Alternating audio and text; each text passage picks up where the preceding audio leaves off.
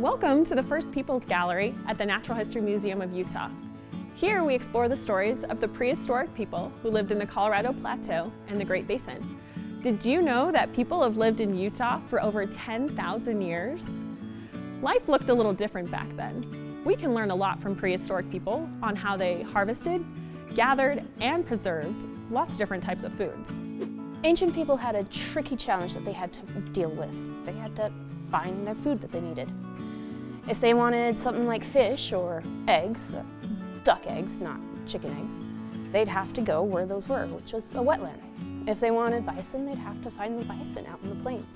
If they wanted nuts, like these pine nuts in my hand, so-called because they come from a pine tree, they'd have to go find a pine tree, which is in a forest. No, we're really lucky nowadays because we can go down to the grocery store, wander through the meat and dairy aisle and wander through the produce aisle and bring all of that stuff back to our house in one fell swoop. They couldn't do that back then. No, they had to go where the resources were.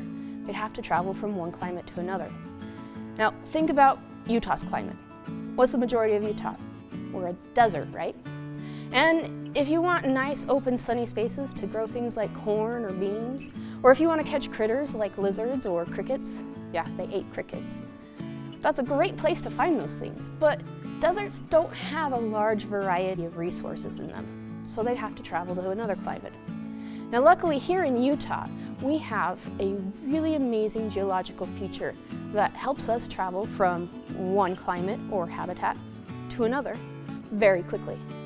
That's right, I'm talking about mountains. I mean, think about it. Where are all of our forests here in Utah? They're in the mountains. And ancient Utahns, they took advantage of that.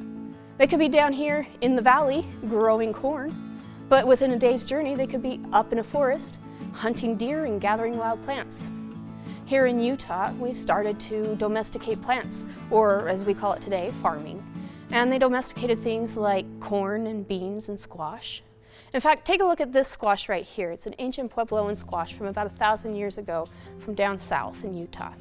This squash was not only grown for food, but they made it a versatile vessel to use to put things in. And not only that, but interestingly enough, they reused things. If you look right here really close, you can see that they repaired it using yucca fibers. Domestication meant that we had to create new tools to help us plant and harvest and prepare the food. So take a look at the tools back here. Do they look like tools that you've used in a yard or a garden? Do you think you know how they might have been used? Shovels and hoes, they aren't modern inventions. They're very useful today, but they aren't modern inventions. They've been around for thousands of years, and people all over the world have been using them. Different cultures might have different looks to their shovels or their hoes, like this one right here. But they were all used for a very similar purpose, and we use them today for a very similar purpose. Once the food was grown and harvested, it also needed to be prepared.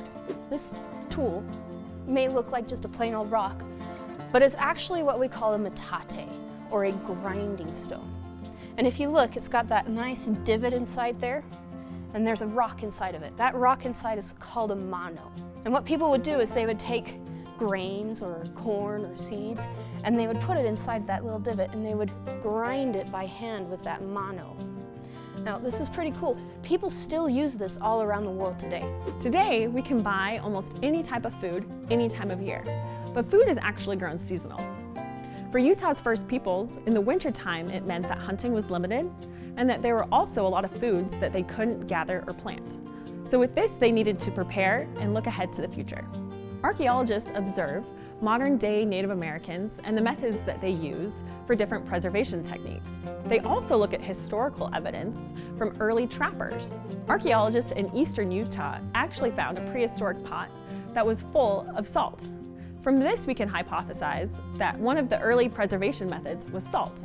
We know a few others: salt, smoking, and drying. For thousands of years, ancient Utahns relied on hunting to provide a lot of the food that they ate. And hunting meant that they needed tools and weapons. Here in our First Peoples Gallery, there's a lot of artifacts that are on display. And some of those are those tools and weapons they used for hunting. Now, if you've ever heard of an artifact, you've probably heard about projectile points. And no, I'm not just talking about arrow points. While bow and arrows were a really cool tool, they weren't always around, and they weren't always the best tool for the job. I mean, imagine it, 10,000 years ago. One little person up against a ginormous mammoth. They wouldn't want a teeny tiny little point to attack that mammoth with. No, they want to go with something bigger, like this Clovis point right here. And this Clovis point would be put on a spear shaft. And it'd be thrown through the air, trying to attack those large paleofaunas like mammoths. Now, technology is always changing, and that was the same 10,000 years ago.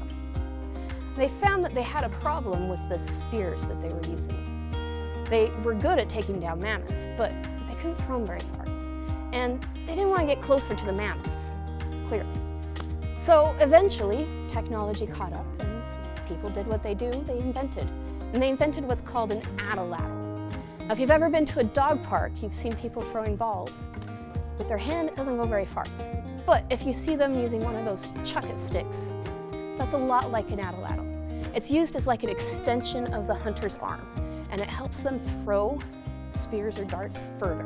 Now, eventually, technology changed again, and the points got smaller and smaller, because the smaller the point, the further it could go. And that's when you get, yes, arrow points for a bow and arrow. Hey everyone, today we're going to be visiting the Native Voices exhibit at the Natural History Museum of Utah, where we're going to learn about Utah's tribes. Before we get started, we'd like to acknowledge that Utah is both homeland and pathways for many Indigenous peoples.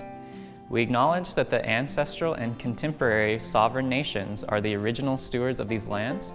We acknowledge today's Indigenous peoples' enduring relationship to these lands and recognize and honor the 8 sovereign nations of these lands: the Northwestern Band of Shoshone Nation, the Paiute Indian Tribe of Utah, the San Juan Southern Paiute Tribe, the Skull Valley Band of Goshute, the Confederated Tribes of Goshute, the Navajo Nation, the Ute Indian Tribe, and the White Mesa community of the Ute Mountain Ute Tribe.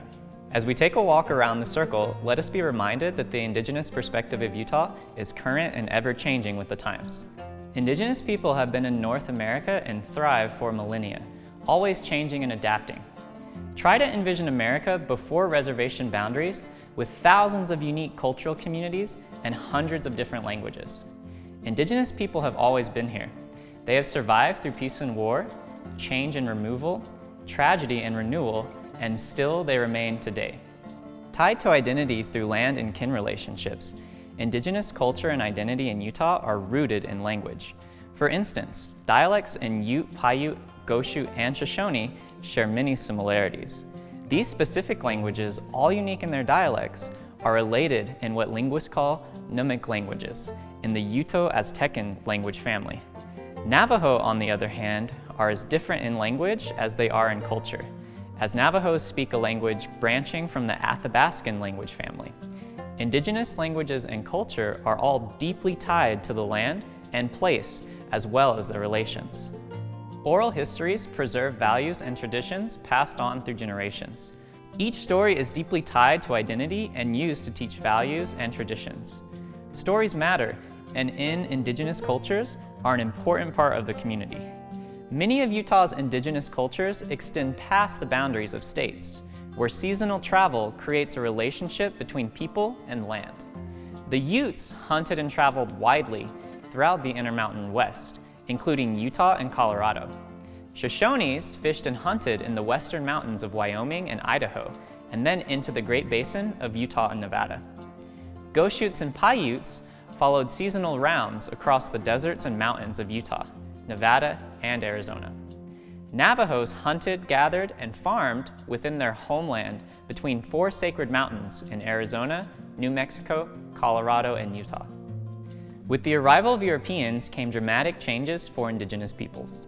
From diseases to trade and war, many lives of Indigenous peoples were changed forever as their seasonal travel and resources were disrupted by outsiders. Warfare, confinement, betrayal, dispossession, and impoverishment have created lasting impacts for Indigenous communities that continue to this day. As federal wars against Indigenous people ended and they were moved to reservations, Many people who were used to moving with the seasonal cycles for resources were forced to settle in one place, give up their languages and culture, and even their religion. Livelihoods were changed as lands were lost. Treaties established by the federal government required the U.S. to engage with tribes as sovereign nations. Tribal sovereignty refers to the right of indigenous people to govern themselves. The U.S. Constitution and the many treaties established created distinct tribal governments with the same powers as federal and state governments to regulate internal affairs. Even so, many indigenous people moved off reservations to pursue urban life, sometimes by force and by choice. Today, more than 2/3 of indigenous peoples live in cities. For over a century, federal Indian policy for the U.S. has gone back and forth between assimilation and termination. Cultural assimilation was the effort by the U.S. to destroy indigenous identity by forcing them into boarding schools, to give up their languages and religion, and to make them more like Europeans. Often you hear the phrase, "we live in two worlds," to describe what it is like to live in a colonized world and a native world. Being indigenous in the 21st century America means balancing a distinct heritage with the challenges of today's global institutions and cultures. Utah's indigenous peoples treasure their homelands and political sovereignty. They respect their languages and cultural roots, and they take pride in their families and identities. What is on exhibit in Native Voices? Our displays are organized culturally, representing 5 cultural groups: Ute, Shoshone, Goshute, Paiute, and Navajo. What is the significance of the objects on display?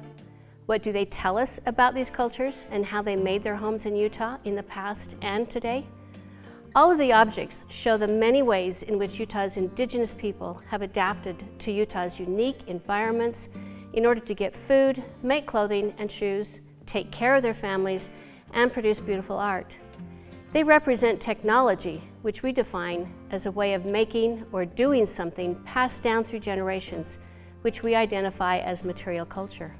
Baskets are a type of technology used and made by all of Utah tribes, and we can trace their use to the very beginning of human arrival in the region. Baskets are woven from carefully harvested and prepared plant material and represent at least 10,000 years of adaptation to Utah's local environments, and the needs each culture had to collect, carry, store, and cook food, store water, and safeguard other precious items.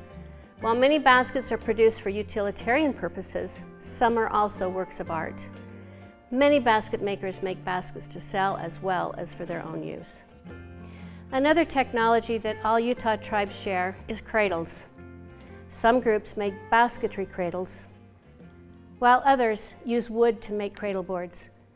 Just like the baby carriers we see parents around the world using, cradles help moms safely transport babies, carried like a backpack, and allow women to do their work while caring for small children. Doll-sized cradles were even made as toys for older children to play with. Even though it is primarily women who make baskets and used cradles to carry their babies, in some groups, dads help make the cradles for their partners. In other groups, it might be grandmas who help. Groups across Utah have unique styles of footwear. What you see here is different than what you see prehistorically, especially in the beading and decoration of the moccasins. Quills from porcupines, seeds, and weaving patterns were used prehistorically to decorate footwear.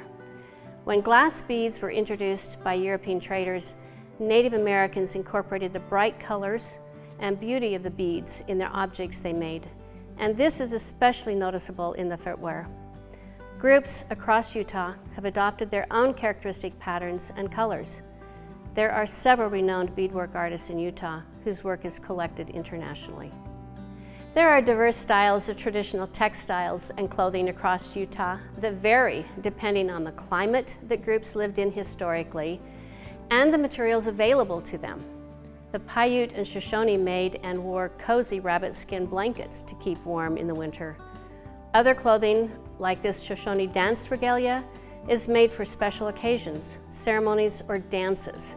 The Navajo have a long history of weaving beautiful clothing, rugs, and blankets using wool and a variety of colorful dyes.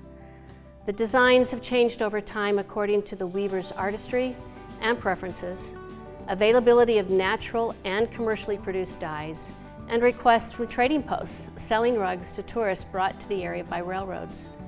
Contemporary Navajo weavers continue to make rugs for a wide market. They remain highly prized by private collectors and museums. Native groups across North America make and use different objects that are similar to those found in Utah. What differences and similarities do you see?